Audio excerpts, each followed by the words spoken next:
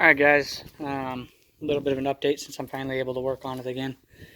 Actually I should say, I don't know how many of you guys follow me on Instagram that actually watch these things or not, but I decided to change my cooling system in it, so I put it down for a while, and I'm going to have two radiators up front.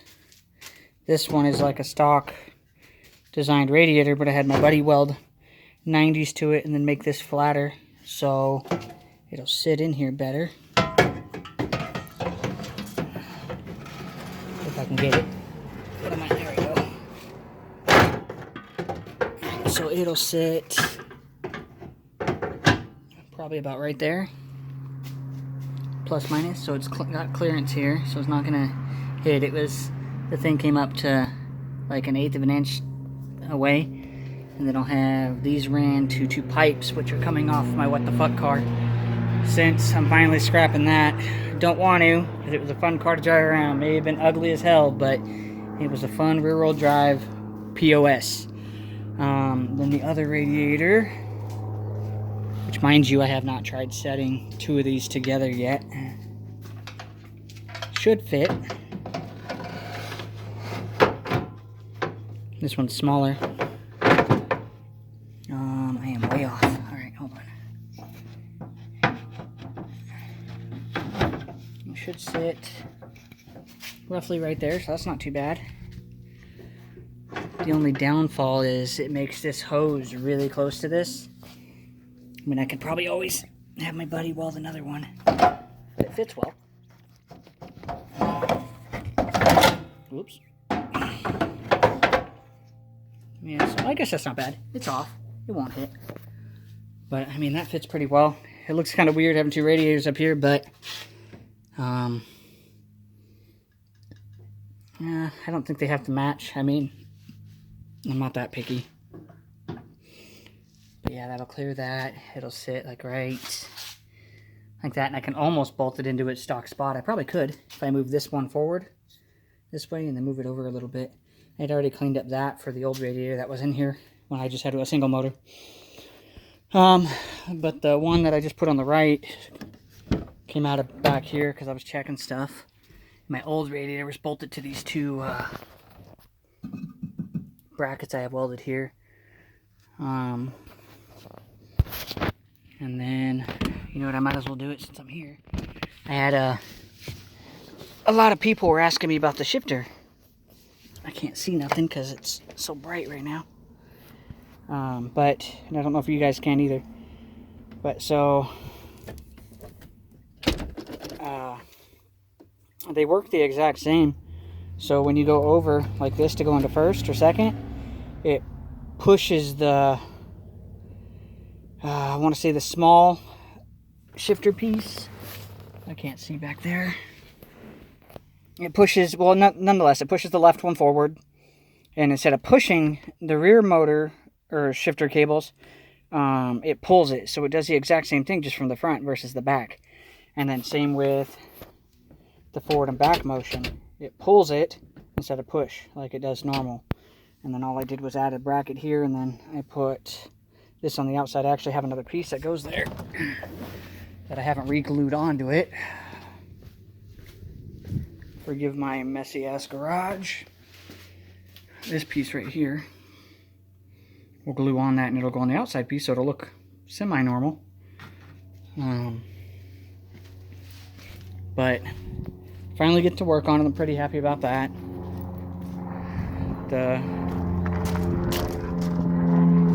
are the tubes. All they are, I believe, I mean, I fucking put this thing together, I think 4 years ago. And it was just something to play with because it had really bad rust, like you can see it.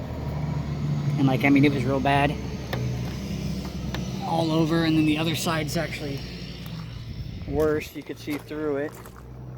What are you doing stopping in front of my house? Yeah, this was all cut out because of rust. And then the reason I made it rear-wheel drive, because I drove it around for about 6 months with well, I drove it around for about 2 months with the D series in the front and had all this back, and then for about 4 months with the B series, it had a GSR in it.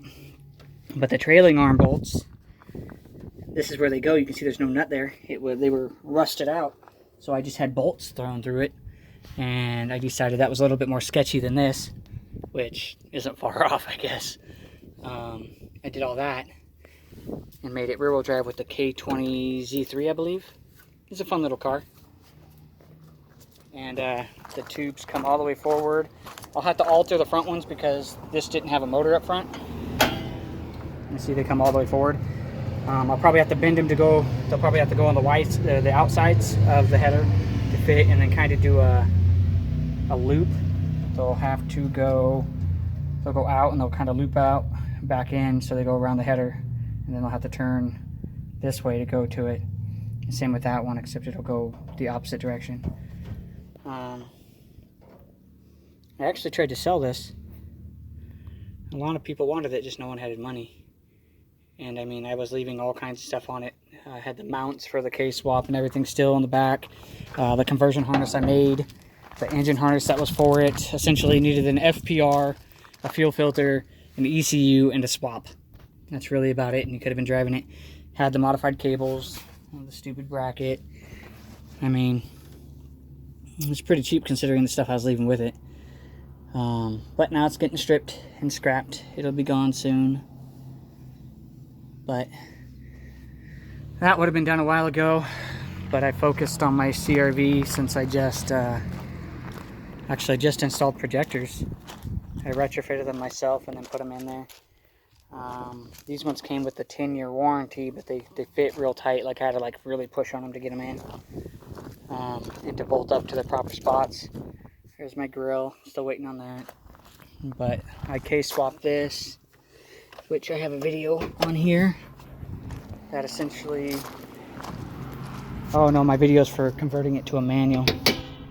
But it's K-swapped, it's not bad. It's got power steering, it's got AC. I gotta get the cruise control to work. And I gotta change the line I use for the power steering. If you look careful, you can see how it looks wet in one spot. Well, it is. Alright, plane. I don't know if you guys heard me, but that spot looks wet. It's because the power steering fluid is starting to eat away on the heater hose. I neglected to remember that power steering does not like regular hose. You have to change it all. But hopefully in a couple weeks this will be back on the road. And I can drive this every day. Missed driving, it was fun. Then I gotta build a bracket, or not a bracket, a firewall back here so it can be taken to a track. I gotta re-get a grommet here. I don't know what happened to it. And then I gotta build a cover for a thing around the battery, but I think I'm actually gonna mount it down below here. That way it's out of the way. And then I want to seal it away in the back, away from the rest of the car. That way there's no exhaust fumes in there. And then with the firewall cover on, it's really quiet, surprisingly. And it's not that hot in the car either. It's like driving a normal Civic, you know.